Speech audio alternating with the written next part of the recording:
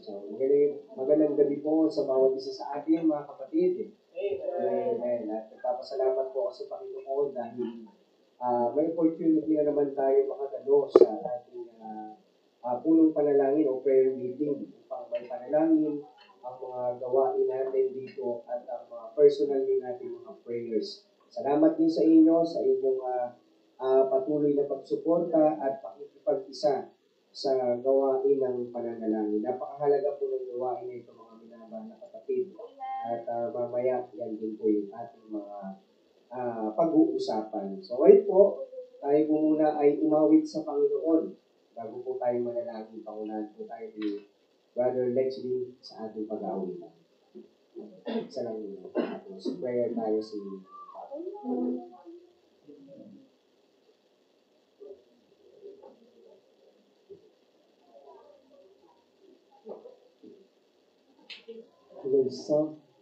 Amen. Tayo po tayong lahat at ikantahin po natin ang He Abides ng page 95 po sa hymnal books. Kantahin po natin ang He Abides. Amen. Magandang gabi po sa ating lahat. Amen. He abides. I'm rejoicing night and day. Amen. On the first sense now sing. I'm rejoicing night and day as I walk the field way. God and all my life I see. And the reason of my days, yes, the secret always is that the Comforter abides with me. He abides, He abides. Hallelujah, He abides with me. I'm rejoicing night and day as I walk the narrow way. For the Comforter abides with me. Once my life was full of sin, once I had no peace with you, till I heard of Jesus sign upon the tree. I felt the land is sweet, and the came of peace so sweet. Now the Comforter abides with me. Yes, He abides, He abides. Hallelujah, He abides with me. I'm rejoicing night and day as I walk the narrow way. For the Comforter abides with me. He is with me everywhere, and He knows my every day. I'm as happy as a bird, just as free. But the Spirit has control, Jesus satisfies my soul. Abides with me. Cross.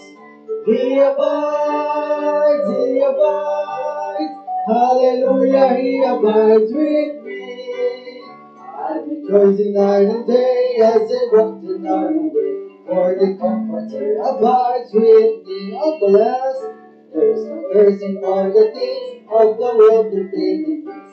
From I go and in the lamp instantly. All that I discern today, all my burdens rolled away. Now the Comforter abides with me. Oh, bless the cross. He abides, He abides. Hallelujah, He abides with me. I rejoice in night and day as I walk the narrow way. For the Comforter abides with me. Amen. Tayo po ay mag-opening prayer. Pag-unahan po tayo, brother. Yung pagkakas, tayo mag-pray, tayo pag-ikip, mo. Dakilang aming Diyos, Ama namin masalamat po. Salamat po sa gabi dito, Panginoon, sa aming pananabahan, sa aming prayer meeting. Pangunahan mo kami, yung banal na Espiritu, Panginoon, upang kami ay magkaroon ng katalinuhan, tunong ang aming pag-aaral sa iyong salita. Hindi magkaroon kami ng karunungan, Panginoon, sa iyong mga salita. Thank you po, Lord, sa oras na ito. Thank you po sa aming bisita po namin dito. Naway ito ang magkaroon sa kanya, maging open ang inyong puso, ay at isip. Magkaroon siya ng kaluwalhatian po sa iyong salita. Thank you po sa aming mga kapatiran na po na wala dito. Naway ikaw po sa kanilang puso upang sila ay magkaroon po ng wisdom pa sa iyong salita. Ito po ang itunangin sa ngalan ng Jesus. Amen. Manatili tayo sa pagkakatayo natin. Kantahin natin ang isa pang awitin. Ang Sweet By and By. Page 120 sa hymnal books. Kantahin natin.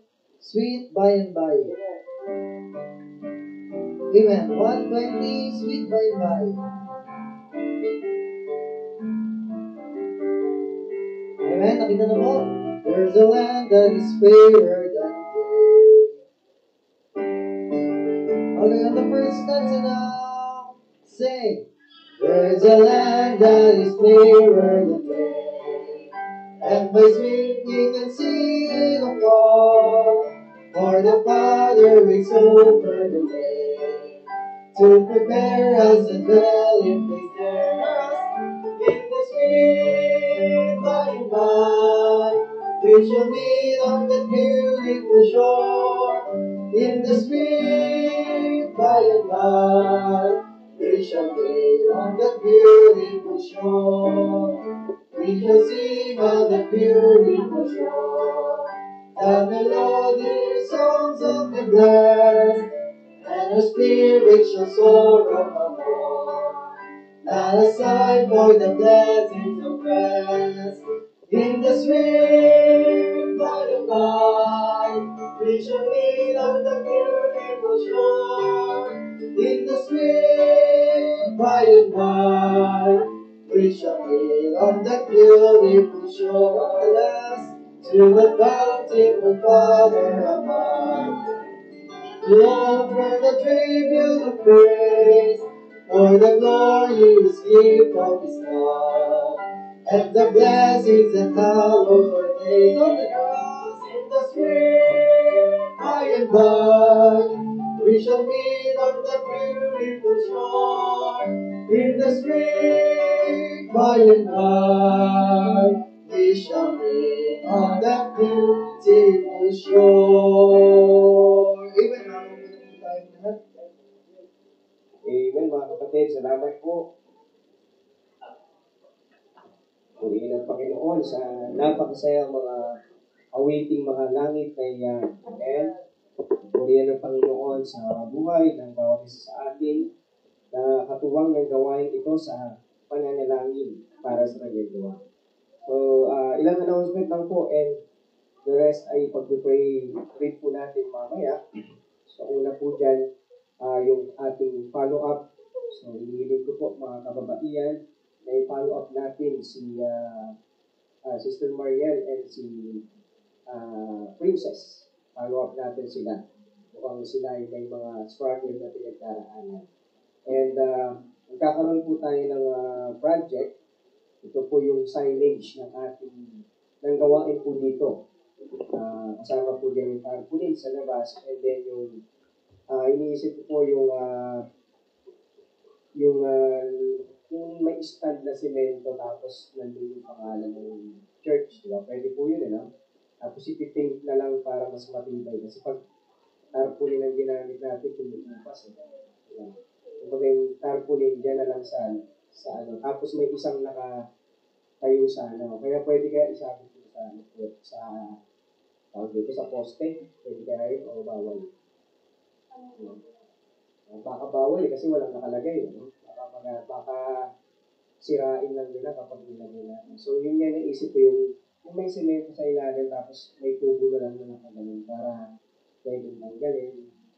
Hindi siya nakakabit sa So yun po yung pag-play natin. And alam ko may natitirang kasi di pa naman natin napagawa yung alulog dito. May pondo pa sa sa alulog. Meron pa yun, may pagkakaroon pa yun.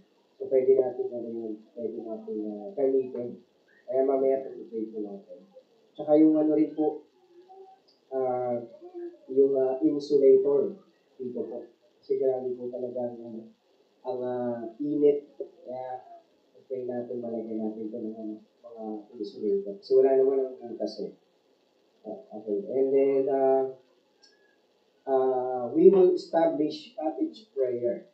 So, ibabalik natin yung mga cottage prayer, yung mga prayer sa tahanan, encouragement sa mga mananampalataya, ibabalik natin. Kaya mamaya po mga preacher, ipag-pray natin ito at may continuity lang tayo sa ating group prayer. And at the same time, yung soul winning, ibabalik na ulit natin kasi nahinto naman na yung mga bagyo. Pero pag may bagyo, i-stop natin. At pag, babalik natin. So, pag-isipan natin kung anong araw natin ibabalik yung once a week na natin. Soul winning natin. And then, yung overnight prayer natin is coming October 4 or 11. Parehas po yan, Friday.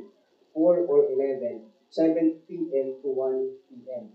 So, kapag may overnight prayer po tayo, automatic yung Wednesday natin, maaalis, malilipat dun sa ating overnight prayer. Okay? Ayan. So, mag-aambagan po tayo dyan para sa sopas na kakainin natin. Okay? And kung may tinapay, di ba kape, may kape naman. So, yun po, mamaya din po natin. And then, teacher's training is coming October 28. So, may dalawa tayong ipapalala doon, si Sister Jazz and si Sister Kim. Sa Sabado na po yan. So, bali mangyayari, mawawala ng tao sa bukid.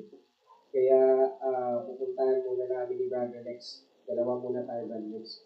Puntahan natin. Yung bukid kasi, sacrifice tayo kasi alam niyo yung Teacher Jazz at saka yung Teacher Kim kung paano yung talagang mas mapatibay natin yung children ministry. Okay? Kaya yun po, papuntahin natin sila doon. Umaga kasi sila hanggang hapon. Hanggang alas 4 ba yun? Yung 6 p.m. no? Okay. Ayan. And Workers and Pastors Appreciation is coming October. So I think October 6 yung sa workers and then the next week sa Pastors Appreciation. So pag-pray natin yan kung ano yung event na ibibigay sa atin ng Panginoon. So yun lamang po yung the rest. Doon na po sa prayer natin at sasama rin po natin ito sa ating prayer. Okay? So ngayon po, ayan, bago sa ating pagbibigayan, patingin muna natin ang bawat isa. Kahit natin dito tumayo, awitin natin ang ating team song, God's Wonderful People. So stand please, and let us sing our team song. Magkamayan tayo. Okay. May bisita pala tayo, si Brother Vic. Siya po ay taga Calvary Baptist Church kay Pastor Rolando Balyonado. Okay? Ayan po, Calvary Baptist Church. So, ang pastor niya po ay isa po sa nagbibigay sa akin ng Bible. Okay? Yung pastor niya po. Okay? Atin po natin si Brother Vic. Taga dyan na po siya sa may Lake Kawayan. Malapit na 10 minutes away. Okay? Are you ready? Okay ka natin. I love that feeling that I feel when I get together with just wonderful people. Love that feeling that I feel when I get together with just wonderful people. What a sight just to see all the happy faces, praising God in heavenly places. What a thrill that I feel when I get together with God's wonderful people. Kaya po tayo. Ang puso ko'y masaya pagkasama ko kayo. Sa Diyos umiibig, puso ko'y masaya pagkasama ko kayo. Sa Diyos umiibig, tayo'y ng pagkasalang mga nanawin. Bago sa pinupuri natin, puso ko'y masaya pagkasama ko kayo. Dahil sa iyo ay umibig.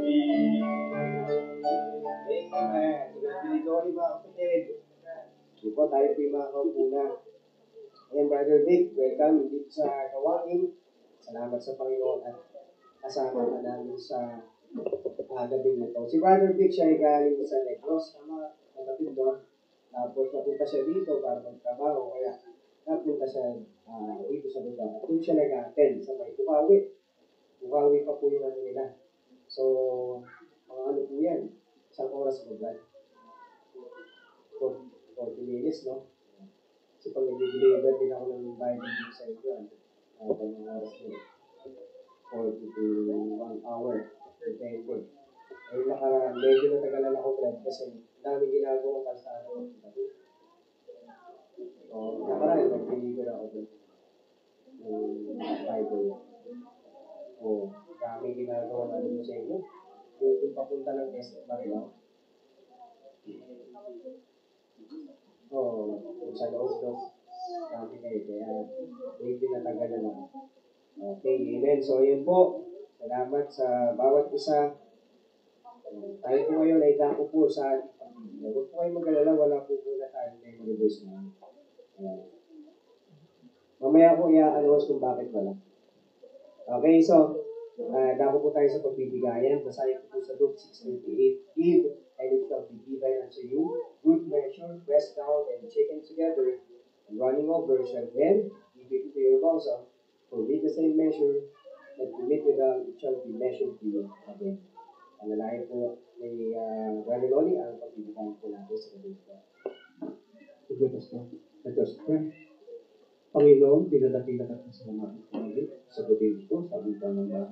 Thank you po, Lord, sa mga kapatiran po namin na bibigay sa puso, Panginoon, at tapat ito yung aming salapi, Panginoon, ay magamit at sa church, na makatulong pa sa ibang gawain, sa ibang church, Panginoon. Pagpalain po nawa ang bawat isa, binabalik po sa iyo ang aming kapurihan, Panginoon, ito ang dalangin sa Panginoon Jesus.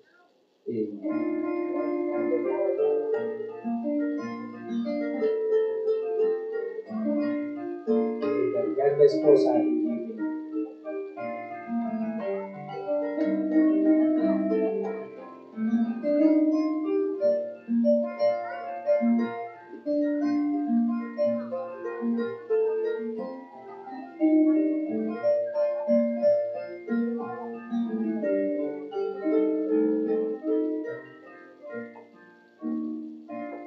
Amen. Puri po ang Panginoon. Diretso na po natin, ano? Kaya po na po tayo sa pag-aaral po ng kanyang salita. Okay? Sa inyo pong Bible, buksan niyo po sa Matthew chapter 16, verse 21. Sige lang. Matthew chapter 16, verse 21.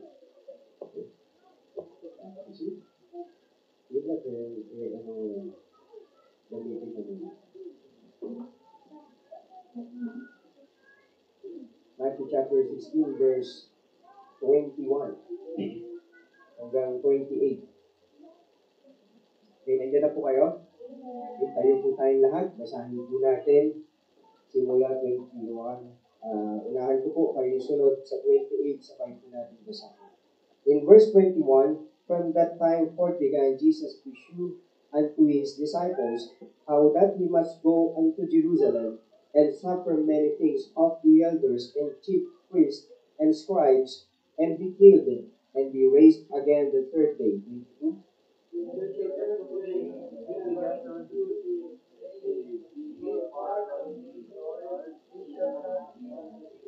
But he turned and said unto Peter, Get thee behind me, Satan, thou art an offense unto me, for thou savorest not the things that be of God, but those that be of men. 24.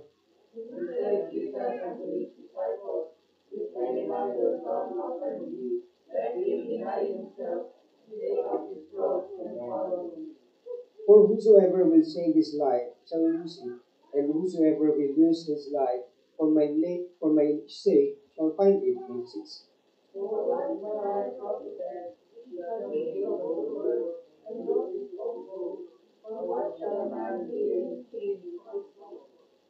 For the Son of Man shall come in the glory of his Father with his angels, and then he shall reward every man according to his work. 28. Verily I say unto you, there be some standing here which shall not taste of death, till they see the Son of Man coming in his kingdom. Panginoon, salamat po sa gabing ito. At kami na naman po ay makapakinig ng iyong salita. Usugin niyo po nawa kami turuan, alalayan ng iyong salita. At Banal na Espiritu, hinihintay po namin ang pagkilos niyo sa aming kalagitnaan. Mga kasalanan, karumihan, hinahintay kayo sa amin. Panginoon, ito po yung pinagpapatawag namin sa iyong harapan. Sa gayon, kayo po yung malayang makakilos sa aming pong buhay. Samahan niyo po kami, Panginoon. Usugin niyo po ng pag-ibig ang mensaheng ito, ang katuwiran, at ang paalala sa bawat isa. Sa pangalan ng Panginoong Jesucristo, Amen. Tayo po'y makaupo na, mga kapatid. Ang title po ng ating message sa gabi ito is The Joy of Following Christ. The Joy of Following Christ. O sa Tagalog, ang kasiyahan ng pagsunod kay Kristo. Ang kasiyahan ng pagsunod kay Kristo. Mga minamahal na kapatid, ang key verse natin dito para sa context na ito ay yung verse 24. Verse 24, ulitin ko lang pong basahin. Then said Jesus unto his disciples, If any man come after me, let him deny himself and take up his cross and follow me. Kung titignan po natin in relation doon po sa title, parang iba, parang magkaiba. Parang wala yung joy, di ba? Parang hindi naman masaya ang sumunod sa Panginoon Jesucristo. Parang mabigat, parang mahirap. Okay? Parang mahirap, di ba, ang sumunod sa Panginoon Jesucristo. Kung pagbabasihan natin, yung key verse natin sa gabing ito, okay? Di ba, na kung ikaw nais mong sumunod kay Kristo, i-deny mo ang sarili mo, kalimutan mo ang sarili mo, asalin mo ang krus, at sumunod kay Kristo. Parang napakahirap, di ba? The joy of following Christ. Pero mamaya, sa ating pong conclusion, titignan po natin kung bakit masaya na sumunod kay Kristo. Bakit masaya na sumunod kay Kristo. So before that, puntahan muna natin ang verse 21. Kasi magkakasama po yan para mas ma-conclude natin ng maayos ang mensahe. Sabi diyan, from that time forth began Jesus to shew unto his disciples, ipapakita ng Panginoong Kristo sa kanyang mga disipulo kung paano siya ay pupunta ng Jerusalem, magdurusa, papatayin, papahirapan, at kung paano siyang babangon sa ikatlong araw. Okay? So, madaling sinabi niya ito sa kanyang mga disciple, ayon dito sa talata. Okay? And in verse 22, then Peter took him and began to rebuke him. Nirebuke niya si Jesus Christ. Di ba? Ang sabi niya kay Jesus Christ, Be it far from thee, Lord, that it shall not be unto thee. Hindi ito mangyayari sa iyo, Panginoon. Di ba? Hindi ka mamamatay. Hindi ka papatayin. Hindi ka papahirapan. Siguro tanggalin ko na lang.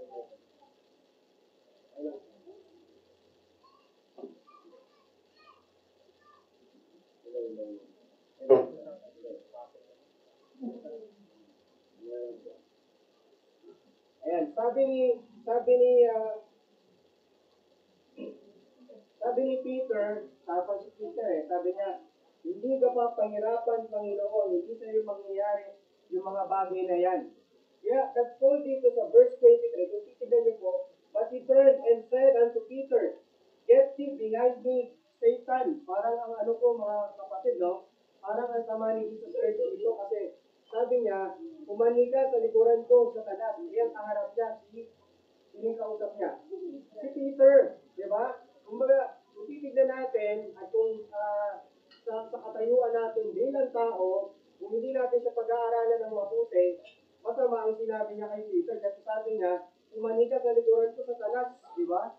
Parang kapag sinabi ko kay brother dito yung gano'n, di ba? Anong may isip niya? Ma-offend siya. Amen? Pero kung pag-aaralan natin ng malalim sa salita ng Diyos, hindi niya sinasabi directly yun kay Peter, kundi kay Satanas. Okay? Because that time po mga minamahal na kapatid, merong satanic movement. Okay? May satanic movement, kumikilos sa Satanas. Okay?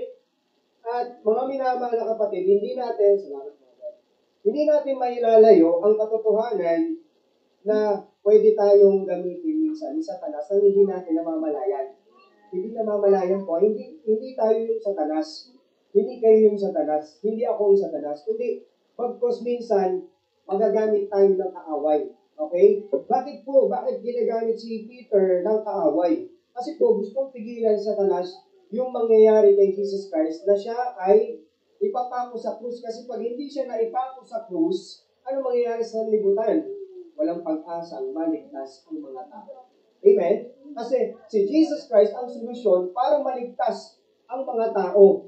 Di ba? Kung sila'y mananampalataya kay Jesus Christ. Kaya sabi ni Jesus Christ kay Peter, di ba, na nakita niya na may satanic movement sa pagitan nila, sabi niya, umani ka sa palikuran ko, sa likuran ko, Satanas, thou art an offense unto me. Di ba? Na-offend si Jesus Christ doon kay Satan, for thou savorest not the things that be of God, but those that be of men. Di ba? But be of men. In 24, kaya niya sinabi yung bagay rito. Di ba? If any man will come after me, let him deny himself. Kung sinong nais sumunod sa akin, i-deny niyo kanyang sarili, take up his cross, and follow me. Amen? In verse 24, for whosoever will save his life shall lose it, and whosoever will lose his life for my sake shall find it. Salvation po yung pinapakita dito, mga minamahal na kapatid, na siyang nililigtas niya ang kanyang buhay, hindi mo makalayan.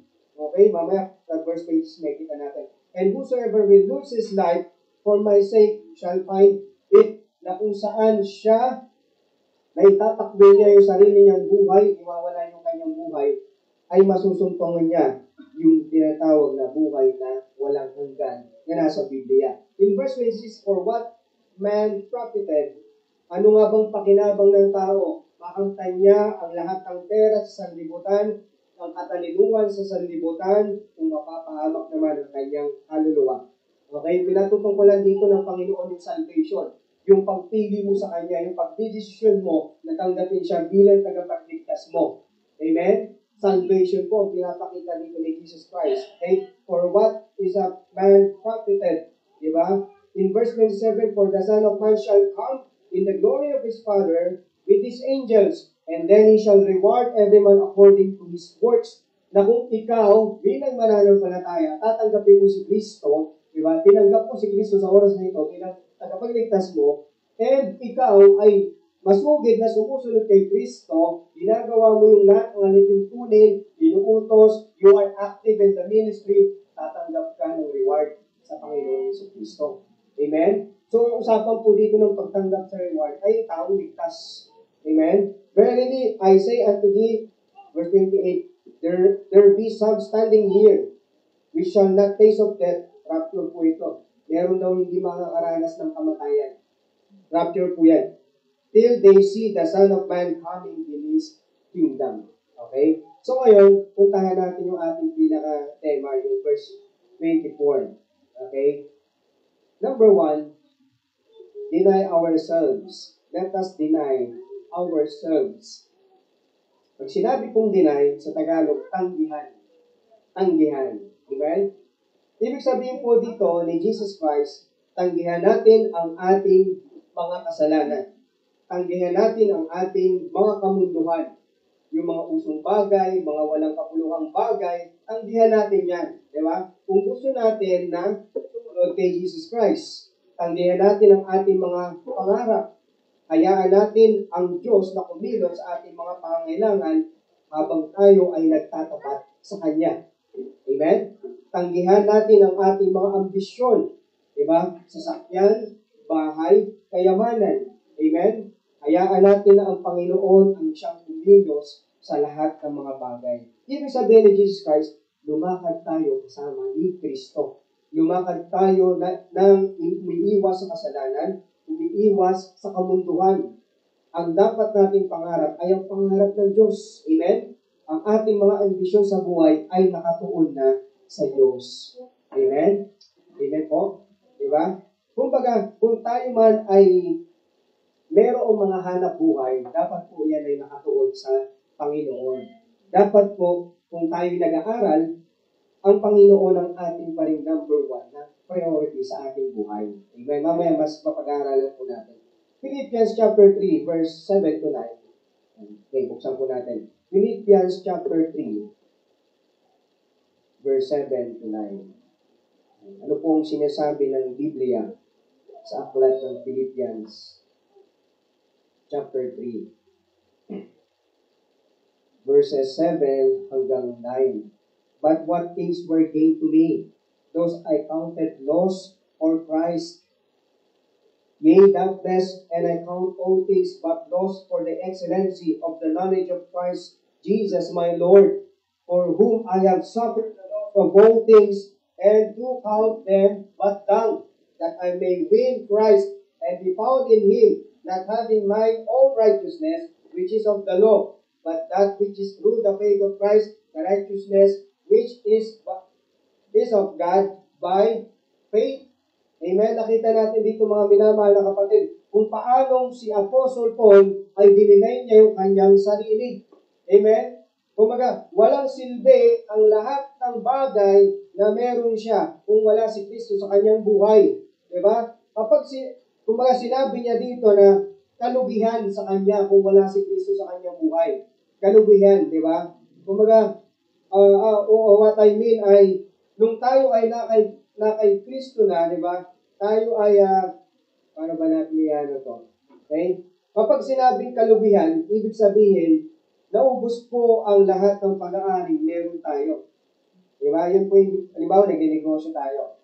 Okay? Namuhunan ka, nag-negosyo tayo. Pag sinabing kalugihan, ibig sabihin po yan, lahat ng asset mo doon sa business na yun, naubos, nawala. Okay? Ang nakakalungkot, nawala na lahat ng asset mo sa business na in-establish mo, may utang ka pa. Tama? Yun yung nakakalungkot kapag yung mga, lalo yung mga malalaking negosyo, nagkakaroon pa sila ng utang. Kaya ano nangyayari? Naibibenta yung mga properties nila. Diba? Hanggang sa, wala na talagang natira sa kanila. Okay? Yun po yung ibig sabihin dito ng Philippians 3:7 to 9 na nagkaroon ng kalugihan. Kumbaga, kay Jesus Christ, nagkaroon na tayo ng utang. Amen? Intindihan nyo? Nagkaroon na tayo ng utang kay Jesus Christ. Ano yung utang na yun? Yun yung utang na buhay na walang hanggan. Amen? Na yung utang na yun ay kailanman hindi natin mababayaran kahit anong gawin natin. Amen po ba? Diba? Kasi yung kaligtasan na yan ay libre. So, ibig sabihin, pag sinabing libre, walang katapat na salapit yan. Walang katapat na kahit anong bagay yan. Kaya sabi ni Apostle Pablo na ito'y kalugihan para sa akin. Sa kanya, sa gana niya sarili, kalugihan ang mga bagay na ito. At kailangan niya magserbisyo para sa ating Panginoon. Di ba? Deny ourselves. Itatanggi natin yung ating sarili nang sa gayon makita natin kung ano ang ginawa ni Kristo para sa ating buhay para maligtas tayo. Amen? Ito ay oras-oras at araw-araw na pagtanggi natin sa ating mga sarili. Pag sinabing oras-oras, kapag tumingin ka sa orasan, tik-tak, tik-tak, tik-tak, tik-tak, di ba? Bawat minuto, sinasabi mo sa sarili mo o tinatanggi mo ang sarili mo. Kumbaga, wala ka ng karapatan sa iyong sarili. Amen? Araw-araw, bawat minuto, bawat oras, dapat po kapatid ay wala na tayong para sa ating sarili. Lahat ay sa Panginoon na. Ang ating pangunahing layunin na ay ang kagustuhan ng Diyos para sa atin. Ang kanyang mga kautusan, mga batas, mga alintuntunin, plano na ng Diyos ang ating gagawin, hindi na ang ating mga plano. Diba? Not but will, but die, sabi ni Jesus Christ. Amen? Hindi na yung kalooban ko, sabi ni Jesus Christ, kundi ang kalooban ng Ama na nasa langit. Amen? Kasi kung maaari lang, di ba? Kung gugustuhin na siguro maaari ni Jesus Christ na hindi siya maipako, pwede. Pero ang kalooban ng Panginoon, ang Diyos, ang kailangan maganap. Amen? Amen? Yun po yung ating dapat gagawin. Minsan, alam niyo po, tinatamad tayo sa gawain, di ba? Isasantabi natin ang gagawin natin, dapat isantabi natin yun para sa Panginoon, yung pagkatamad natin. Okay, minsan inaantok tayo, isasantabi natin yun para sa gawain ng Panginoon. Amen? Minsan, ayaw na natin manalangin, ayaw na natin magbasa ng Biblia, ayaw na natin magbigay, ayaw na natin mag-solving, isasantabi natin lahat ng mga bagay para lamang masunod ang Panginoon sa ating buhay. Amen? Yun po yung ibig sabihin ng deny himself. Diba? May gusto kong kainin, pero dahil may commitment ka sa Panginoon, hindi mo makakain. Commitment ka sa Panginoon eh. Amen? Amen? May gusto kong bilhin para sa sarili mo, dahil nag-deny mo na ang sarili mo, at mayroon kang pangako sa Panginoon na kailangan mo ito pa rin, uunahin mo yon higit sa kagustuhan ng sarili mo. Amen? Naintindihan niyo po? Yun po yung ibig sabihin ng we need to deny ourselves. Kasi nasabi ni Jesus Christ, daily po yan. Oras-oras. Amen? Minsan, ayaw natin pumunta ng prayer meeting dahil nakakatamad manalangin. Alam niyo po mga kapatid, mas lalo dapat tayong pumunta ng prayer meeting. Amen? Nalalabanan natin yung pagkatamad kasi ano yan, nasa utak yan eh. Yung pag tinatamad tayo. Diba? Lalabanan natin kung hindi pwede. Pupunta ako sa prayer meeting. Kailangan pumunta sa prayer meeting kasi mananalangin kami ng sama-sama ng mga kapatiran para maging malakas ang gawain ng Panginoon. Amen? Minsan, ayaw natin magministeryo kasi, siyempre, physically, napapagod tayo sa trabaho, napapagod tayo sa school, maraming ginagawa. Amen? Pero alam niyo po, mas lalo dapat tayo mag-ministry kapag gano'n yung pumapasok sa isipan natin. Bakit? Kasi oportunidad po na magtrabaho tayo sa gawain ng Panginoon. Isipin niyo ang master mo, Panginoon. Di ba? Sa school mo, ang master mo doon, yung teacher niyo, yung principal. Sa trabaho, ang master mo, yung boss niyo, yung amo mo. Di ba? Pero pag sa gawain ng Panginoon, ang amo mo, si Kristo. Amen? Directly you are serving the Lord. Amen? Ayaw natin minsan mag-worship kapag Sunday dahil halos buong araw nasa simbahan tayo. Pero alam mo, magtsatsaga ka dahil ang araw ng linggo ay para sa Panginoon. Amen? Yun po yung ibig sabihin ng denying. Kukontrahin mo yung sinasabi ng utak mo na wag. Lahat ng wag para sa gawain, kukontrahin mo, pupunta ako, gagampanan ko, gagawin ko. Kukontrahin mo yun. Bakit? May kalaban tayo eh. Sino yun? Si Satan, di ba? Get thee behind me, Satan. Diba? Kapag gano'n ang nararamdaman mo, Satanas, umalis ka nga sa utak ko. Umalis ka nga sa pagpulong sa isipan ko. Amen? Huwag mo akong gamitin para hindi magtagumpay ang gawain ng Panginoon. Amen? Amen? Kasi kung si Jesus Christ nagpadala kay Satan, diba? Hinayaan niya si Peter na makipagbaka, diba? Bago makuha si Jesus Christ sa kanilang kamay, diba? Kaya hindi na ipako si Jesus Christ. Amen? At lahat tayo mapapahamak sa impyerno. Amen? Tiyagain natin mga kapatid, labanan natin. Nang tayo ay maligtas mga kapatid, nang tayo ay manampalataya sa Panginoong Hesus, doon nag-uumpisa na tanggihan natin ang ating mga sarili at ibigay ito ng buo sa ating Panginoon. Nung naligtas ka kapatid, doon nag-umpisa na itanggi mo yung sarili mo. Amen? Doon yung nag-umpisa. Ang kailangan mo lang gawin, ipagpatuloy mo. Amen? Ipagpatuloy mo pagsikapan, palaguin, pagyabunin. Number 2, take up His cross. Take up His cross. Alam niyo po mga kapatid, ang krus sa panahon natin ngayon ay palamuti. Diba? Maaring hikaw, minsan nga ginagamit ng mga gangster yan, yung may krus eh. Diba? Palamuti, kwintas, diba? Magandang kwintas ang may krus. Tama? Amen? Magandang kwintas, hindi po yung rosaryo Merong kwintas talaga na krus, hindi siya yung rosary. Okay? Ayan. Palamuti, di ba? Sumisimbolo sa simbahan. Minsan, di ba yung mga logo ng mga baptist, may mga cross Di ba? Pag tinignan mo, kaaya-aya, magandang tignan. Yung ibang mga simbahan, may mga krus sa taas. Yung ibang simbahan, may krus sa harap. May kita mo. Okay? Kaaya-ayang tignan, kaaya-ayang bagay pag nakikita natin minsan ang krus. Pero, sa kabila noon, mga kapatid, ng kagandahan na nakikita natin ang krus na sumisimbolo sa kamatayan ng ating Panginoong Jesucristo, ang krus sa panahon natin ngayon, sa panahon ng Panginoong Jesucristo, ay isang kahiyahiyang bagay. Isang kahiyahiyang bagay. Sumisimbolo ito sa kasalanan ng taong ipinapakot sa krus ay madumi, karumal-dumal at walang kapatawaran ang kanyang ginawang kasalanan. Amen? Sa panahon ni Jesus Christ yan. Hindi katulad ngayon. Okay? Sa time ni Jesus Christ, ganyan ang turing, ganyan ang tingin sa krus. Madumi, karumal-dumal, walang kapatawaran dahil sa kasalanan. Amen? Ang mapako sa krus noong panahon ng Panginoong Jesucristo ay kahiyahiya at nakakatakot. Bakit? Hindi ito kaaya-aya. Hindi ito maganda.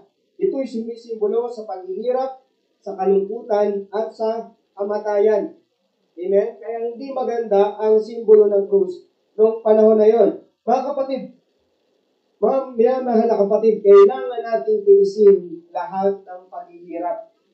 Amen? Lahat ng paghihirap, lahat ng kakapusan, lahat ng kakulangan, lahat ng pagsubok, lahat ng suliranin, alang-alang sa pagsunod natin sa Panginoon. Amen? Sa pagsunod natin sa Panginoong Jesucristo, kung totoo tayo sumusunod, hindi laging madali. Karamihan puro hirap. Amen? Karamihan puro hirap yan. Bakit? Dahil ang isang sumusunod kay Jesus Christ, sinusubok. Sinusubok ng Panginoong Jesucristo. Amen? Pero mga minamahal na kapatid, kung nararanasan natin yung mga bagay na yan ng pagsubok, mapalad tayo. Diba? Lalo kapag lalo tayo sumusunod kahit nararanasan na yan, natin yung mga bagay na yan. Amen? Na hindi tayo tumitigil sa pagdalo sa mga gawain, pananambahan, ministeryo, kahit mabigat ang ating pinagdaraanan.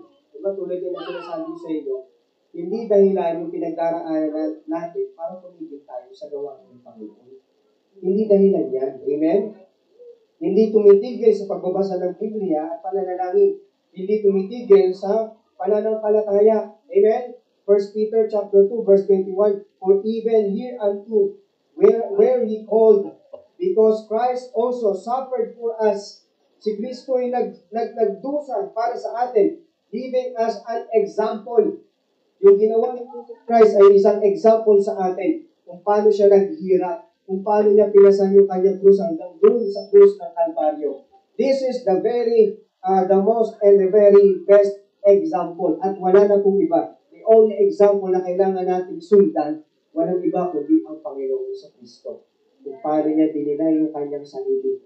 Not by will but by, sabi ni Jesus Christ. Amen? Kung paano niya pinasan yung kanyang krus. Alam niyo po yung krus na pasan niya, kasalanan natin yun Amen?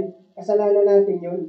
Dinala niya hanggang doon sa Calvary. Alam niyo kung titignan niyo ngayon background ng story, hindi hirap na hirap si Jesus Christ buhatin. Bakit? Ilan ba naman ang tao sa buong mundo? Ilang kasalanan ang bigat nun? Diba? Tinulungan pa nga siya ni Simon. Diba? Tinulungan siya ng isang Hudyo para makapunta doon sa tuktok, para maidala yung krus. Bakit? Kasi sobrang bigat. Amen? At yung krus na yung sumisimbolo sa kasalanan natin. Diba? Idinikit siya doon, ipinako siya doon. Ibig sabihin, ginawang makasalanan si Kristo para sa atin. Diba? Pero tiniis niya lahat ng yun, mga kapatid, para mailigtas ang ating mga kaluluwa kung tayo ay mananampalataya kay Kristo. Kaya sabi dito, that we should follow His steps. Diba? Na upang sundin natin ang kanyang mga hakbang. Amen? Galatians chapter 2, verse 20, I am crucified with Christ. Nevertheless, I live. Yet not I, but Christ liveth in me. Nakita niyo po mga kapatid, na hindi na si Kristo ang nabubuhay sa atin. Na hindi na tayo yung nabubuhay. sa sarili natin, kundi sino na? Si Kristo na. Siya na yung may control dapat sa buhay natin, mga minamahal. Kung maaari lang. Diba? Siya na yung nasa atin. And the life which I now live in the flesh, diba? Si Pablo may mga bagay siyang gusto, may mga pangarap siya. Pero hindi na yung gusto niya. Hindi na yung hangarin niya. Hindi na yung mga plano sa buhay niya. Diba? I live in the flesh, I live by the faith of the Son of God. Ipinamumuhay ko na ang pananampalataya sa anak ng Diyos. Amen? Who loved me and gave Himself for me. Na siyang nagmahal sa akin at nagbigay ng buhay para sa akin. Amen? Ganyan ba tayo ka-thankful? Ganyan ba tayo ka-grateful sa ating Panginoon? Sa ating Diyos? Amen? We need to take up our cross daily. Every hour, every minute, take up this cross, just like Jesus Christ did it. Philippians chapter 1, verse 21, for me to live is Christ, and to die is gain. Karamihan sa atin, tinitignan lang natin yung mamatay ay pakinabang. Mamatay ay pakinabang. Pero nakita ba natin yung isa, for me to live is Christ? Oo, namatay kang Kristiyano. Pero nabuhay ka ba na katulad ni Kristo? Nabuhay ba tayo na katulad ni Kristo? Diba? Some of the Christians, kinukuha yung quote na to die is gain. Ang mamatay bilang isang Kristiyano ay pakinabang. Diba? Kinuquote yung namatay backslider. Diba? Yung namatay rebelde. Amen? Yung namatay wala sa gawain ng Panginoon. Yung namatay hindi active sa gawain ng Panginoon, sa pananampahan, sa lahat ng gawain ng Panginoon. Diba? Amen? Parang hindi karapat-dapat para sa kanya yung title na yun. For me to live is Christ and to die is gain. Ganun din sa atin. Karapat-dapat ba sa atin yung title na yun? For me to live is Christ and to die is gain. O kinukuha lang natin yung dulo. Kaya yung buhay ba natin, talagang pang sinurrender natin sa Panginoon sa Kristo. Dininayin na ba talaga natin yung sarili natin sa pagsunod natin kay Kristo? Sa pananampalataya natin kay Kristo. Mga kapatid, ang pagpasa ng krus ng Panginoon ay hindi lamang isang araw. Ito ay araw-araw. Araw-araw nating dadalhin yung krus. Pastor, di ba alam ko may palabas pasan mo ang krus. Di ba may ganun krus? Yung mga lumang palabas po ba, di ba? May ganun. Yung may cross, di ba?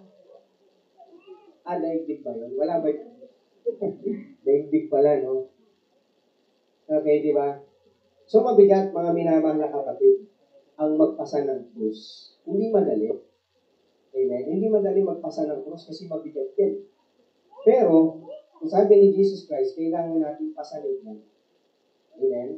Kailangan natin tulisin lahat ng pinagdaraanan natin dito sa mundo. Bakit? Kasi hanggang dito lang naman yan sa mundo. Dito lang naman natin yung papasalit. Pagdating sa langit, wala na. Amen? Pagdating sa langit, ay kasiyahan na. Diba? Punong-puno ng pag-asa. Pagdating sa langit, wala na problema, wala na pagsubok, napakasaya na. Amen? Yan yung meron sa langit, mga minamahal na kapatid. Amen? Ang pagpasa ng krus ng Panginoon ay hanggang kamatayan.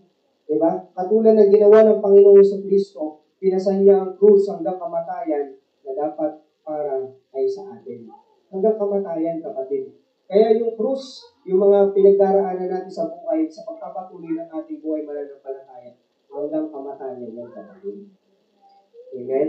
Huwag natin i-expect na mawawala yan ng instant. Huwag natin i-expect na mawawala yan ng ilang taon. Kapatid, ang i-expect mo, nandiyan na yan hanggang kamatayan natin. Amen? Kailangan natin pasanin yan. Ngunit nandiyan ang Panginoong Kristo, di ba? Sabi nga ni Jesus Christ, take my yoke upon me. Di ba? Ilagay mo yung pamatok sa akin para maging magaan yung mga pinagdaraanan natin sa buhay. Amen? So, ibig sabihin, huwag mong susuluhin yung cross. Isama mo si Kristo para maging magaan yung pinagdaraanan natin dito sa mundo ito. Amen? Amen po ba? Amen po. Yan. So, tinuturo sa atin ang aral na ito na tayo ay magtiis, maging matibay, maging matatag. Kasi kung paano si Jesus Christ, pinagdaanan niya lahat ng samot-saring persecutions, lahat ng samot-saring pag-reject sa Kanya, pag-blaspheme sa Kanya, ganun din tayo, pagdaraanan din natin yung lahat ng nananampalataya kay Jesus Christ. Amen? Amen po? Kaya dapat po marunong tayo magtiis. Marunong tayo maging matibay. And last, number 3, follow Jesus Christ. Follow Jesus Christ. Jesus Christ denied himself, take up his cross, and follow the will of his Father. Si Jesus Christ, tinanggi niya yung sarili niya, sunod, pinuha niya yung cross, pinasan niya hanggang sa Calvary, and follow the will of his Father. At sinunod niya yung kalooban ng kanyang Ama. Sabi sa Philippians 2:8, and being found in fashion as a man, na nasaan yung kaanyuang tao, he humbled himself, ibinaba niya yung kanyang sarili, and became obedient unto death. Naging masunurin siya hanggang kamatayan, even the death of the cross. Hanggang sa kamatayan sa krus ng Kalbaryo. Amen? Alam, para sa akin, kung ako yung tagapagligtas, kung ako yung tagapagligtas sa sanlibutan, Panginoon, pwede ako magreklamo sa God the Father. Panginoon, bakit naman kamatayan pa sa cross? Diba? Kasi sabi dito, and became obedient unto death, even the death of the cross. Kaya pwede naman tanggalin na yung even the death of the cross. Diba? Obedient unto death. Pwede namang mamatay si Jesus Christ na kukunin na lang ng God the Father yung Spirit para mamatay si Jesus Christ. Diba? Amen? Pero bakit death of the cross? Kasi ito napakahirap ang mamatay sa cross. Diba? So, ibig sabihin, si Jesus Christ, kailangan niya talaga mag-suffer para saluhin niya yung kasalanan ng sanlibutan at para mailigtas niya tayo. Kahiya-hiya po ang mamatay sa krus. Pero si Jesus Christ, naging obedient siya hanggang sa kamatayan. Sumunod siya sa Panginoong Kristo. Tingnan niyo po ang isang kwento sa Biblia ng pagsunod sa Panginoong Kristo. Isang halimbawa po sa Matthew chapter 19, verse 16 to 23. Isang halimbawa na makikita natin na kung paano ang isang tao ay dapat sumunod kay Kristo. Matthew chapter 19, verse 16 to 23.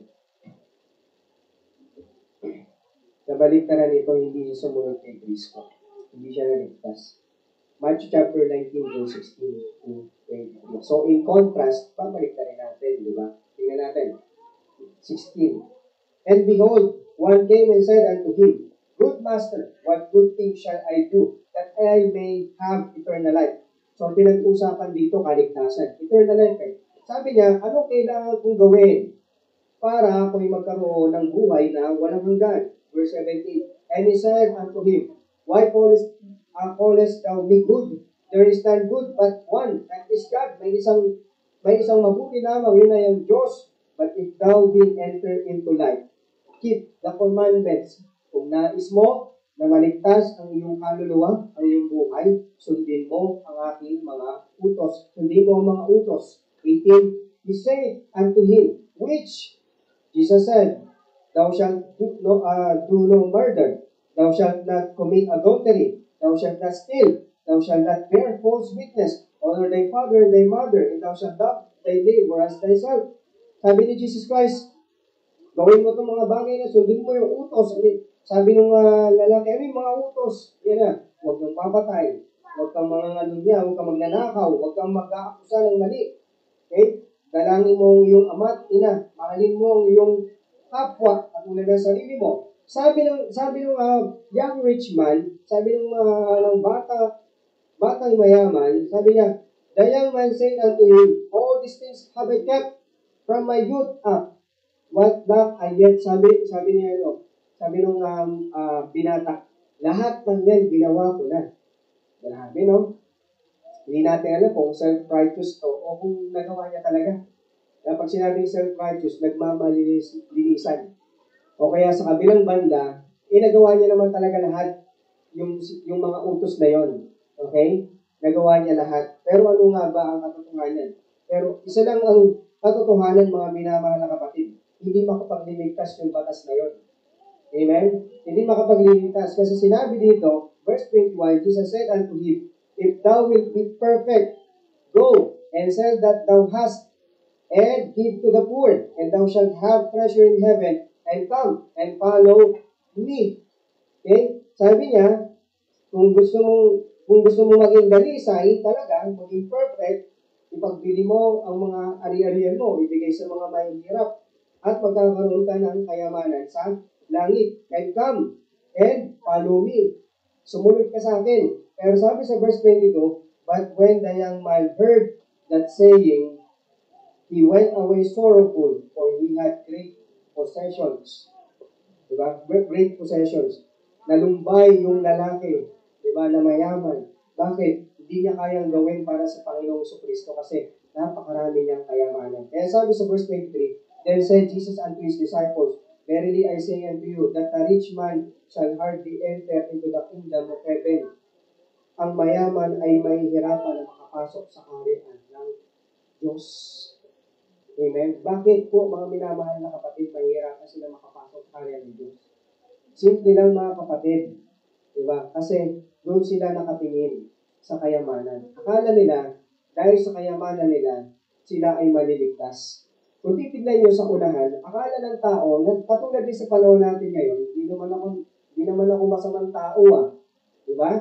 Hindi naman ako masamang tao Hindi naman ako gumagawa ng kasalanan Diba, minsan pag tinatanong natin, nais mo bang maligtas ang iyong kaluluwa? Kailangan mong manampalataya kay Jesus Christ. Minsan, magbibinoso ko sa iyo diba? Kapag ayaw nila tanggapin si Jesus Christ, sasabihin nila sa iyo, hindi naman ako masamang tao Sisimba nga ako palagi. Diba? Self-righteous. At tulad ng lalaki dito, yung rich man. Amen? Yung young rich man, katulad. Diba? Mabait naman ako. Nagsisimba ako, nagpipray ako, nagbabasa ako ng Biblia. Diba? Parang sinabi dito. Diba? Sabi ng mayaman, ginawa ko na lahat ng yan. Diba? Pero kung titignan natin, hindi ligtas yung young rich man. Hindi ligtas yung young rich man. Amen? Amen po. Hindi siya ligtas. Bakit? Kasi hindi niya kayang ibigay ng buo sa Panginoon yung kanyang sarili. Amen? Yun po yung salvation. Kailangan natin, sa kaligtasan ng ating kaluluwa, kailangan natin na ibigay ang buong sarili natin sa Panginoong Jesucristo. Kailangan natin siya nang tanggapin ng buong buo sa ating puso. Kailangan natin manampalataya ng buong buo sa ating puso. Amen? Alam po, magandang marinig na mahal natin ang Diyos. Mahal natin si Kristo. Pero ang magandang kaakibat nito ay makita sa ating kilos, sa ating gawa, sa ating pananampalataya na tayo ay totoong sumusunod kay Kristo. Amen? Kailangan may gawa, hindi lang salita. At tulad ng young rich man, salita lang pero ayaw niyang, diba? Ayaw niyang ipakita yung kanyang pananampalataya kay Jesus Christ. Kasi ang tunay na pananampalataya may pagkilos. Amen? May pagkilos doon sa ginawa ni Jesus Christ para sa atin. And sabi ko sa inyo, yung pagkilos na yon ay hindi yung tinatawag natin na by works, kundi yung response natin. Amen? Sa ginawa ng Panginoong Jesucristo. Amen? Dapat mayroong manifestation yung ginawa ni Jesus Christ sa buhay natin. Amen po ba? Kasi po nakakalungkot sa panahon natin ngayon, marami nagsasabi, ligtas ako. Pero yung pamumuhay nila, katulad pa rin nung dati. Walang pinagbago. Minsan nga mas malala pa. Paano natin masasabi na ligtas yan? Nasa yung manifestation. Amen? Pag sinabing ligtas, nagkaroon na ng transformation. Diba? Nagkaroon na ng change sa buhay. Amen? Amen? Kung tignan natin dito yung young rich man, walang nangyaring naganap sa kanya na gano'n. Bakit? Hindi niya kasi nauunawaan at hindi niya ibinigay ang buong-buo yung sarili niya sa Panginoon. Amen?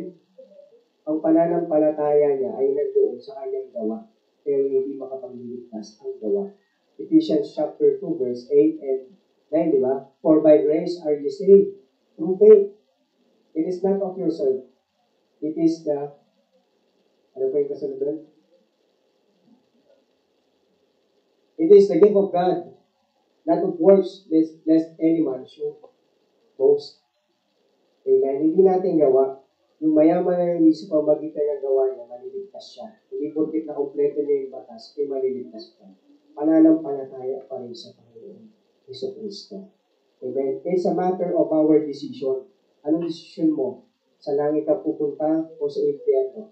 Tayo yung magdi-decide sa ating buhay. Magre-response tayo sa ginawa ni Jesus Christ dun sa krus ng Calvario. Kasi pag hindi tayo nag-response, sabi ng Romans chapter 6:23, for the wages of sin is death. Dahil taglay-taglay natin yung kasalanan naman natin kay Adan at Eva, ang kabayaran niyan, ang sahod niyan, pupunta ka na hell.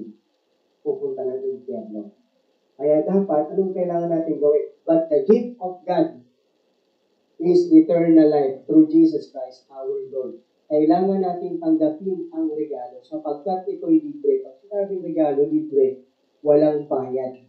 Kailangan natin tanggapin itong eternal life na ito, para magkaroon tayo ng buhay na walang hanggan doon sa langit.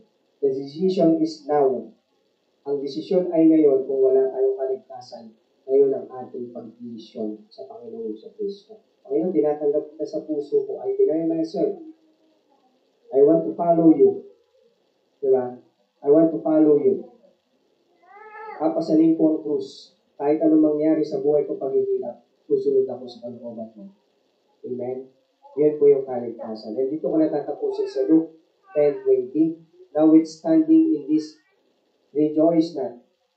Notwithstanding in this, rejoice not, that the spirits are subject unto you, but rather, rejoice, because your name are written in heaven. Sabi kasi dito ng mga disipulo, Panginoon, kung ito sila kapag palayas kami ng mga demonyo. Sabi ng mga disipulo, sabi ni Jesus Christ, huwag kayong magalak sapagkat nakapagpalayas kayo ng mga demonyo at sumunod sila sa inyo. Magalak kayo sapagkat ang inyong pangalan ay nakasulat sa aklat ng buhay. Nakasulat doon sa langit. Ibig sabihin, magalak ka kasi ikaw ay ligtas. Diba? Naligtas ka kasi, naligtas kayo mga alagad kasi dininay niyo yung sarili niyo. Amen? Pinasay niyo yung krus ko at sumunod kayo sa kalooban ko para sa inyo. Amen? That is yun yung sinasabi ko sa inyo, yung title. But rather, rejoice. Amen? Magalak tayo, mga minamahal na kapatid, despite of circumstances na ating pinagdaraanan. Di ba? The joy of following Christ, yun yung kasiyahan ng pagsunod natin kay Kristo. Kasi anytime na mamatay tayo, sa langit tayo pupunta. Amen? Nakasulat doon sa langit ang ating pangalan dahil tayo ay nagkaroon ng pananampalataya sa Panginoon Jesucristo. Tayo po'y manalangin. Panginoon, salamat po sa gabing ito, sa mensahe po ninyo. Salamat po sa biyaya at kapangyarihan ng inyong pong mga salita. Naway po'y tumanim sa amin pong mga puso at isipan. Salamat po at pagpalain niyo po ito sa amin at naway Panginoon, sumunod kami sa inyo ng nararapat na pagsunod. Ininay namin ang aming sarili at makita namin na mga pinagdaraanan namin, Panginoon, sa buhay. Ito po ay kalooban mo sapagkat sumusunod kami sa iyo. At kailangan namin itong tiisin, Panginoon. Tulungan niyo po magmamatay kami sa lahat ng aming pinagdaraanan. Sapagkat pagkatapos nito, mga bagay na ito, darating ang panahon na kami ay pupunta dyan sa langit at wala na lahat ng mga negatibong bagay, wala na lahat ng sudaraling, wala na lahat ng pagsubok. Kaya salamat po sa gabing ito, na ibigyan niyo po kami ng kasiyahan sa aming pananampalataya sa inyo, Panginoon. Pinupuri at dinadakila sa pangalan ng Panginoon sa Kristo. Amen. Amen. So, awitin natin, Brother Lex, ang Amazing Grace, page 86, bago tayo dumako sa ating closing prayer. Page 86, sa ating hinal, Amazing Grace.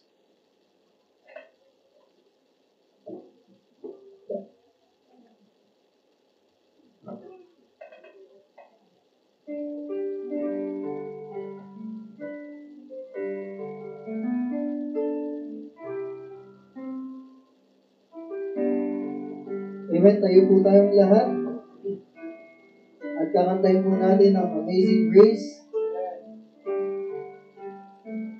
Amen. Amazing Grace. On the first stanza now, sing. Amazing Grace, how sweet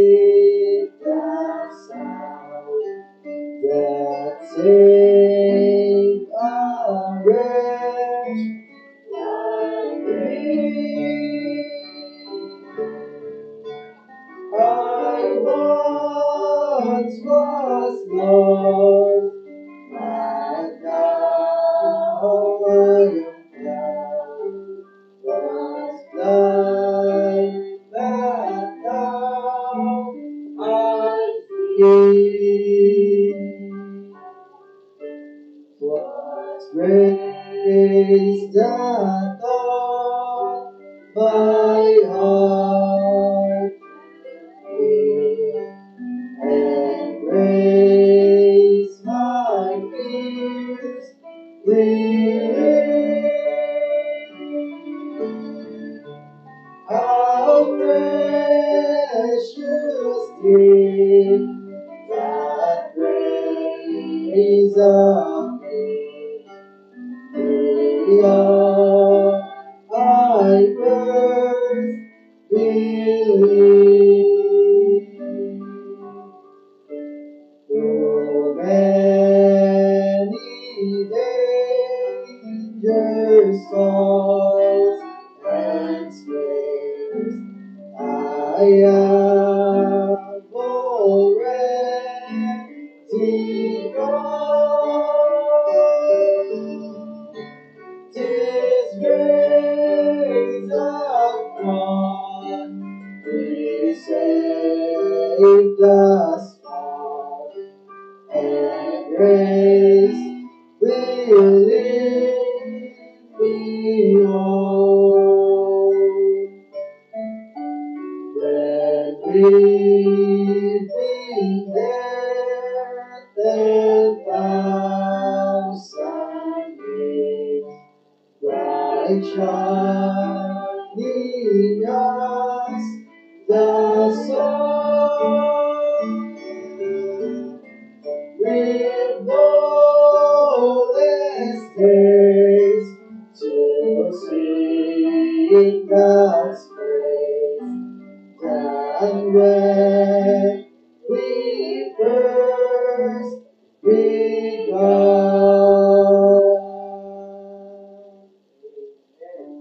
Amen po mga kapatid. Salamat po at dako po tayo sa general prayer.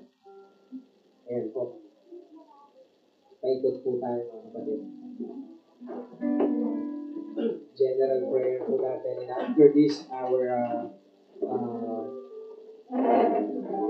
partners prayer. Group prayer. I mean.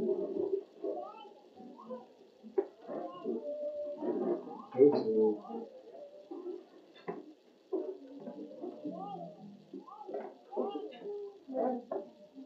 ito na po, bibilisan ko na lang po yung mga prayers po natin. Ito po. Tapos,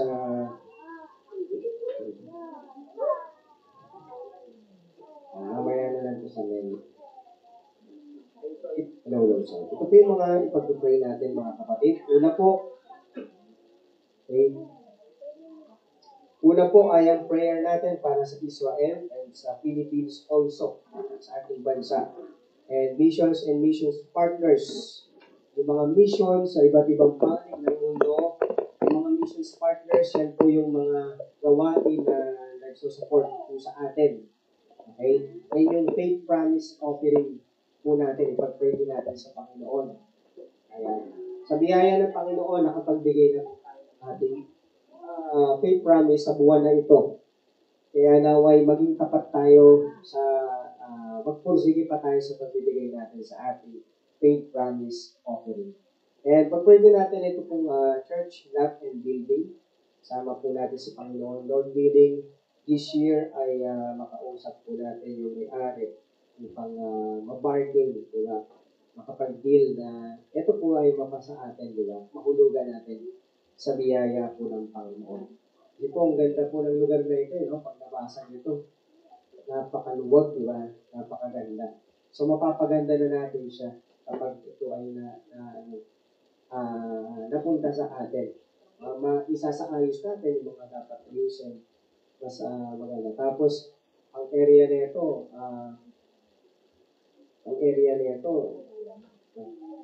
kasya dito siguro mga 80 na tao, di ba? Kapag natanggal natin. Ilapit lang natin sa Panginoon, mga kapatid. Amen? Amen. Yan. Umasa tayo sa sa kalooban ng Panginoon. And pag-pray din natin yung mga evangelism natin, like Bible study, soul winning, ayan, yung mga personal soul winning natin, yung Great Commission assignment natin. So, ibig sabihin, yung kanya-kanya natin mga soul winning. Okay? Yan po yung lagi ko pong chinecheck sa inyo, ina-update every week para mag-soul winning po tayo. Okay? And yung Bible studies natin, so mamaya, mga men, iaano natin po yung mga Bible study. Hatiin po natin ito. At mamaya ko na po banggitin yung mga prospect natin. And then, yung ating children's church or children ministry natin, sa GK, yung outreach doon. Pero hindi lang, though naka-focus tayo sa children, sa mga bata, pero may goal tayo na maabot ng kanilang mga magulang. And at the same time, yung area. Okay? Kaya kung bakit nag-uumpisa tayo ng children ministry, kasi yun yung pang-hook natin eh. Yun yung panghuli natin. Kasi yung mga bata, mabilis silang makinig. Di ba? May dala ka lang mga pagkain, susunod yan sa'yo. Kung baka i-hook natin sila, matawa si Jelde, sabi, oo nga, kaya pala wala dito, pastor. Hindi yan ang pagkain yan, sabi ni Jelde. Okay, di ba? Yun yung pang-umpisa lang natin yan, pang-hook natin yan. Tapos susunod na yan, maabot na natin yung magulang, kaya kailangan bubuo tayo ng friendship dun sa area na pinupuntahan natin. Yan, sa Bukid, sa Badjao. Yan. So, natutuwa ako kasi nung Sunday, sumama si Paula at si Ken. Si Ken, choir ng ng San Roque, ng Catholic choir yun. Tapos buong family nila ay Catholic. Kaya pag-pray natin sila. Kaya pinalo up ko agad nung Tuesday pa yun o Monday. Pero through lang muna, video call. Pinalo up ko yung salvation, bakit sila nag-forward yung Sunday, bakit sila nanampalataya kay Jesus Christ yung Sunday. Ayun, pinalo up ko sila, tapos sinundan ko ng John 1:12. Sinundan ko ng John 1:12 and Romans chapter 10 verse 9. Para talaga, sure na yung tinanggap nila ay unawaan nila. Kaya sa susunod na linggo, pa-follow up ulit natin na through video call muna for the meantime. Diba? Hanggat hindi pa tayo nakakapunta rin. At least may access na tayo sa kanila. And Lord willing, pag-pray natin yung dalawang bata, makapagsimba sila sa hapon. Okay? So by the way, ang simba na pala natin sa Sunday ay 2. Yung sa afternoon 2. Yung fellowship natin, malilipat sa dulo. Okay? Malilipat siya sa dulo. Ang program ng ating afternoon service, siya, may fellowship siya sa unahan, church fellowship. Saan yung program?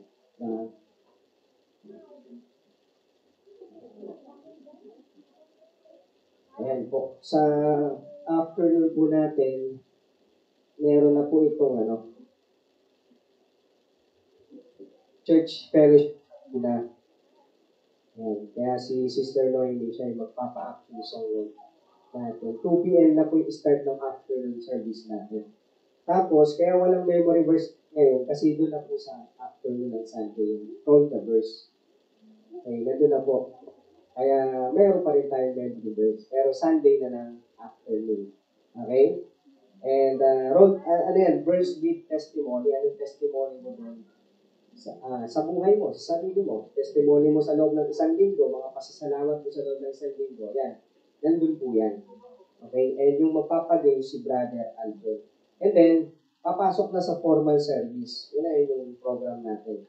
Papasok na siya sa formal service hanggang sa huli. Yan, kape-kape na, fellowship na, tinapay na, di ba? Magkakagrupo. Ganun na po yung natin. Ganun na po yung magiging natin, mga kapatid. Sistema. Para maiba naman. Okay? So, mag-prepare pa rin tayo ng memory verse sa day afternoon. I-preserve ko po sa kayong testimony. So, kasunod yung mga events natin sa October 4 or 11, prayer vigil, 7 to 1 a.m., 7 p.m. hanggang 1 a.m. And yung Workers and Pastors Association. And sa November, yung giving emphasis. Tapos sa December, ang ating ikalawang Lord's Supper or Lord's Table. Okay? And yung Vision Night, December 29. So, kung sino, lahat ng leaders, kasama po natin dyan. And kung sino po yung gusto mag-join sa Vision Night po. Sa Vision Night, yan po natin bubuuin ang lahat ng plano sa loob ng isang taon. Okay? Kaya, kung may mga naiisip kayo sa ikagaganda ng gawain, isuggest ko po doon.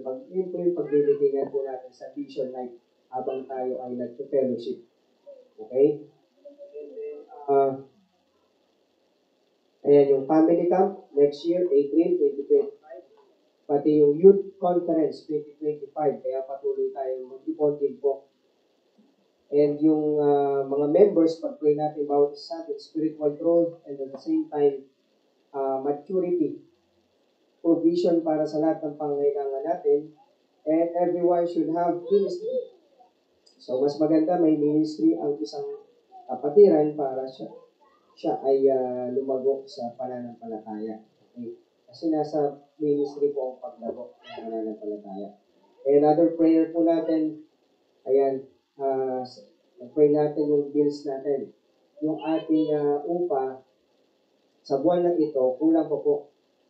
Kulang pa po. Kaya pag-pray natin sa Panginoon. At lahat ng pangangailangan. And then, ayun, so kanina, nagkaroon tuloy ng emergency na yung iniipon ko sa nailan sa para sa pang-upa, na ibili nung sa computer, yung kasi may sira na yung sa computer. Libre lang kasi yung computer na yung pinigay lang ng aking tito. Sobrang tagal na yan. Napakatagal na yung computer na yun. Kaya may mga nasisira na siyang pyesa. So, pinapalitan natin para may magagamit tayo. Pero ang biyaya ng Panginoon ay hindi mawawala. Amen? Ito-provide niya. Pero last week na kasi ito no? O sa susunod pa. Kaya, Lord willing, mabuo natin yan. At inulog natin ang buo. Tapos, kukunin ko na rin yung opportunity para matawagan siya at makausap na interesado tayo dito sa lugar na to. Okay? And pag-pray din natin si Pastor James, yung work doon, vision work sa Tanay Rizal. Okay?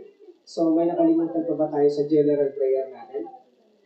Meron ba tayong dapat isama sa general prayer natin?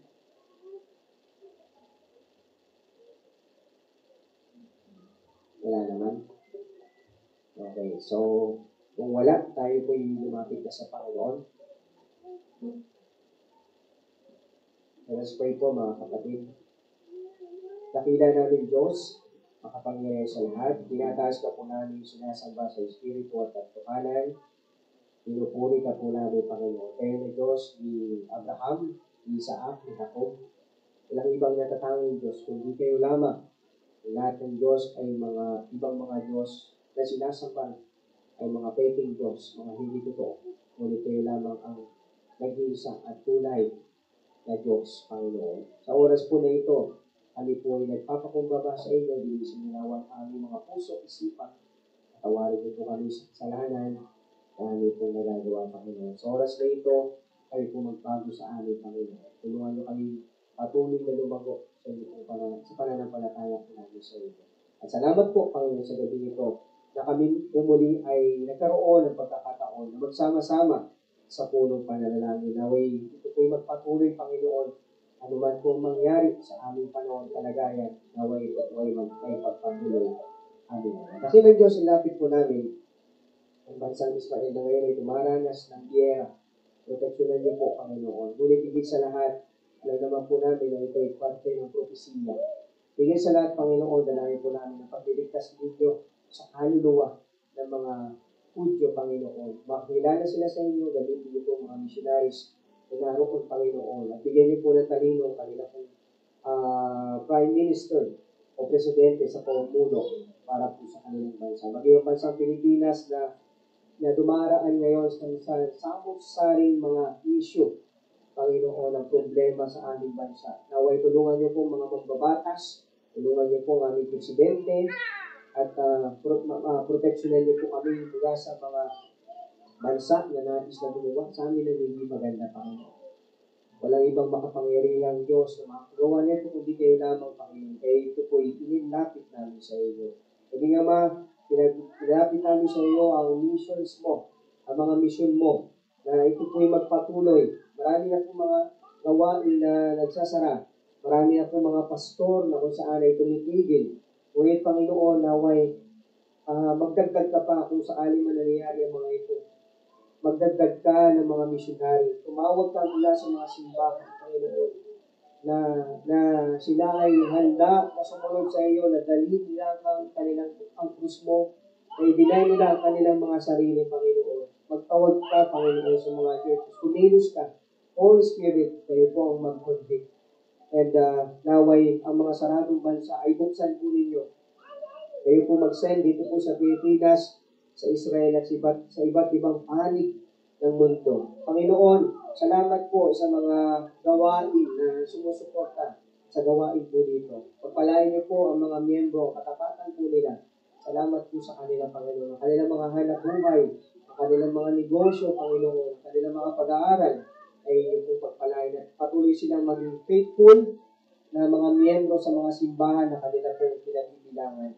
We are praying din po sa faith promise offering po namin dito po sa Macedonia. Na naway ito po ay i-bless nyo at naway yung commitment namin, Panginoon, ay may pagpatuloy po namin na ibigay sa abot ng aming kung makakaya, Panginoon, sa kabila ng mga financial crisis na pinag-araanan namin, mga struggles.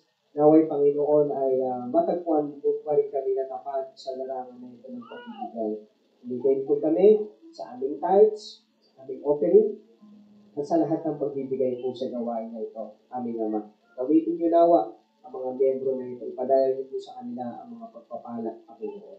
Maging Ama, ang evangelism din po, ang aming Bible study, soul winning, children ministry, lahat po ito ay dinadapit namin sa iyo. Ang mga prospect for Bible study sa mga area, sa GK, Panginoon, palaguin niyo po ito, kay Kumilos, sa Bukid, maging sa Badyaw, kayo pong kumilos, Panginoon, maging matagumpay at patuloy na maraming maabot na kaluluwa at may dala namin sa iyong paanan upang maglingkod. Kaya aming Ama, kami po hiling na samahan niyo po kami sa amin pong mga area na ito. Pagpalain po, Panginoon. Maging this coming Saturday, ang pagtitraining ng mga teachers, Sister Jazz, at si Sister Kim, Panginoon. Naway i-bless niyo po ito, Ama. At may arrange po namin, kami po magturo sa Bukid area, may arrange po namin ito, Panginoon. Kayo po siyang kumilos. Nilapit din po namin ang mga events, this coming October, yung prayer vigil. Naway, Panginoon, kasihan niyo po ito. At ang workers and pastors appreciation, naway may sagawa namin ito at katagumpayan ang maganap. Ang giving emphasis this coming November at maging Ama ang Thanksgiving namin this coming December din po, Panginoon, ay bless niyo po yung Lord Supper this December, Vision Night, ay yung mga prayer vigils. Panginoon, natin po yung nilalapit namin sa iyo, naway kayo po ang siyang kumilos sa katagumpayan ng mga gawain ito.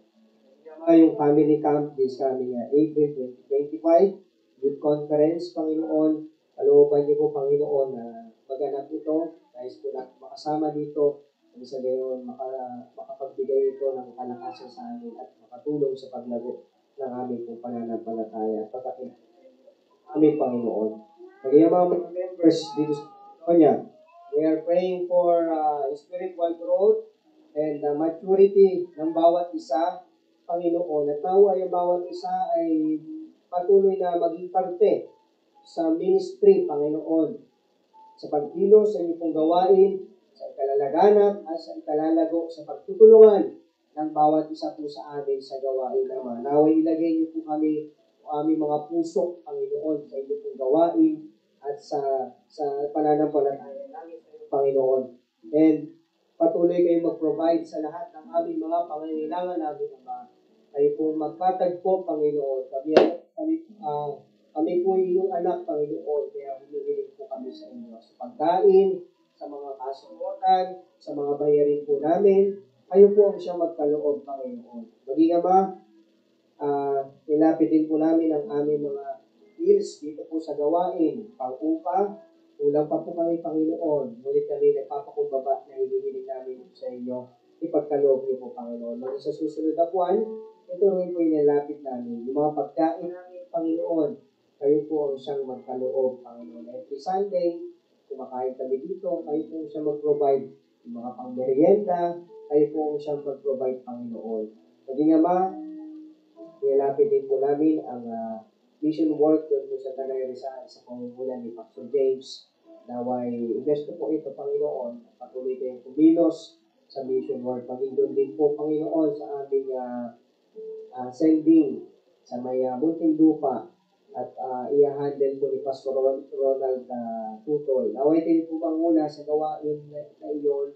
Palaguin niyo po, Panginoon, pagkaisahin niyo po yung dalawang church na mag-unite. Naway, alisin niyo po anuman ang mga sigalot, Panginoon.